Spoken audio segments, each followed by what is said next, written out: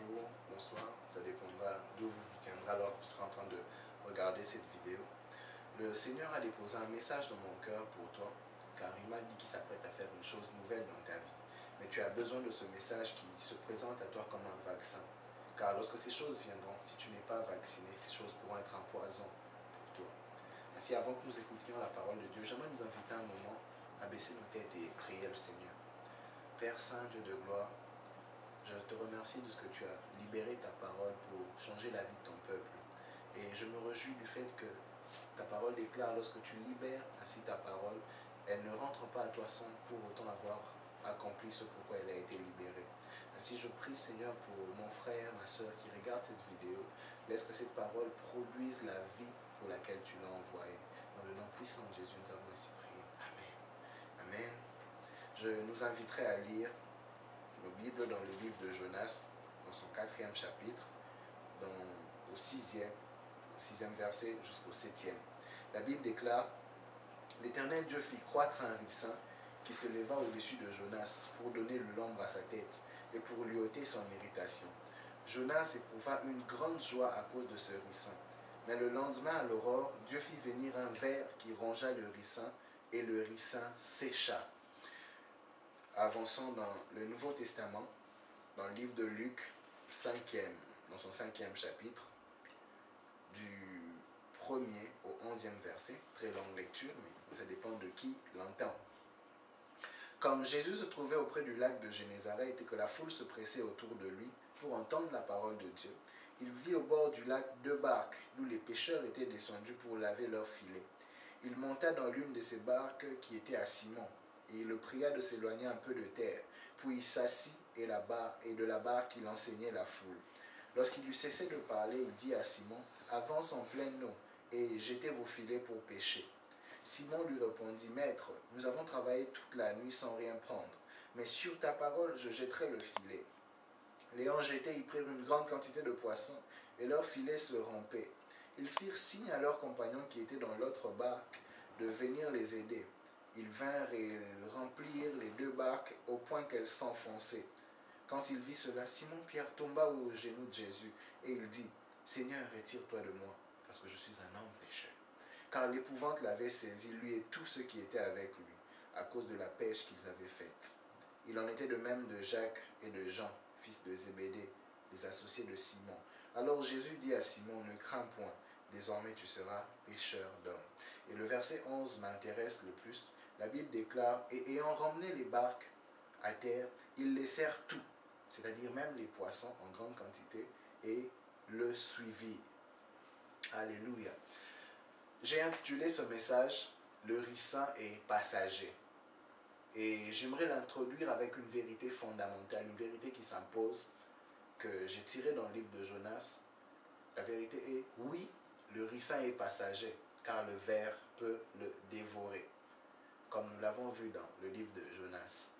Frères et sœurs, d'ores et déjà, j'aimerais nous dire, si nous bâtissons notre foi, nous posons le fondement de notre foi sur le ricin, je vous garantis que nous serons fortement déçus.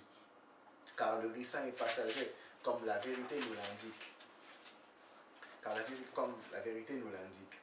Vous savez, dans la Bible, j'aime 3 hommes. Ces 3 hommes dont nous parle le livre de Luc: Pierre, Jean et Jacques.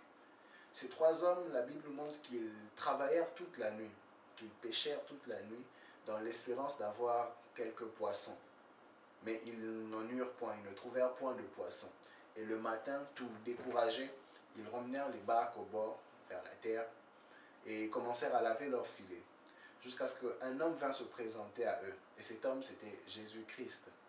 Et cet homme demanda d'accéder dans leur barque, de monter dans leur barque, chose qu'ils ne refusèrent point. Permettez-moi d'ouvrir une parenthèse en disant que lorsque Jésus vient dans votre vie, il demande d'accéder dans votre barque, qui est l'image de votre vie, ne refusez point. Car lorsque Jésus vient dans notre vie, cela ne vient pas sans conséquence. Cela a toujours des répercussions, comme ce qui s'est passé dans la vie de ces hommes. Ils ont travaillé toute la nuit sans rien avoir, mais lorsque Jésus entra dans leur vie, la Bible nous montre qu'ils firent une pêche miraculeuse, au point où 2 barques ne pouvaient contenir la quantité des poissons qu'ils avaient. Et la Bible même nous montre que les barques commençaient à s'enfoncer. que les barques s'enfonçaient. Mais une chose m'étonne. Pierre, Jean, Jacques, vous avez travaillé toute la nuit pour avoir du poisson. Mais dans le verset 11, la Bible nous montre, lorsqu'ils ramenèrent les barques au bord de la terre, ils laissèrent tout. La Bible dit qu'ils laissèrent tout et suivirent Jésus. Mais pourquoi? Le Seigneur m'a fait comprendre ce qui se passait dans le cœur de ces hommes. Que ces hommes venaient de comprendre que ce que Jésus nous offre n'est pas plus important que lui. Parce que les bénédictions ne valent pas plus que Jésus. Alléluia. Les bénédictions ne valent pas plus que Jésus.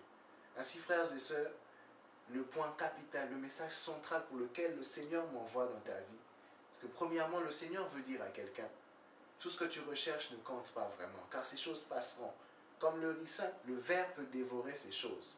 Tu as besoin de Jésus, celui qui demeure éternellement. La Bible dit qu'il est le chemin, la vie et la vérité, le chemin qui nous mène au Père. Ainsi, si tu n'as pas encore Jésus dans ta vie, tu n'as pas encore Jésus dans ta barque, je te demanderai de faire comme ces hommes. Laisse-le accéder dans ta barque. Et il changera l'histoire de ta vie. Il changera ta destinée. Accepte-le comme Seigneur et Sauveur. Et Jésus changera ta vie. Mais deuxièmement, le Seigneur m'envoie parler à une catégorie des gens qui ont déjà accepté Jésus dans leur vie comme Seigneur et Sauveur.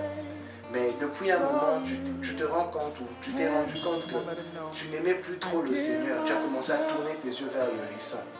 Le ricin ici qui pourra représenter cette maison que tu recherches, ce mariage que tu recherches, ces enfants que tu recherches, l'onction, la puissance, le don de guérison, le don de prophétie, le don de, je ne sais pas vraiment, mais toi tu sais ce que tu recherches, tu sais ce qui commence à prendre la place de Jésus. Peut-être c'est ce petit ami qui te prend tout ton temps maintenant, tu n'as plus le temps de Jésus, pour Jésus. Peut-être que c'est ce cours que tu suis. Je ne sais pas, mais le Saint-Esprit te convainc déjà dans le fin fond de ton cœur de ce ricin qui commence à prendre du Seigneur. Le Seigneur aujourd'hui vient, on va te dire qu'il veut prendre la première place. Le Seigneur, on va te dire qu'il veut reprendre ton cœur. Il veut être l'objet de ton focus.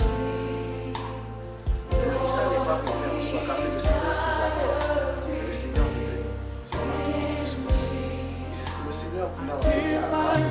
Lorsqu'il lui donna Isaac, quelques temps après, il lui demanda si Isaac pouvait aimer. Parce que le Seigneur voulait lui enseigner simplement que je vole plus.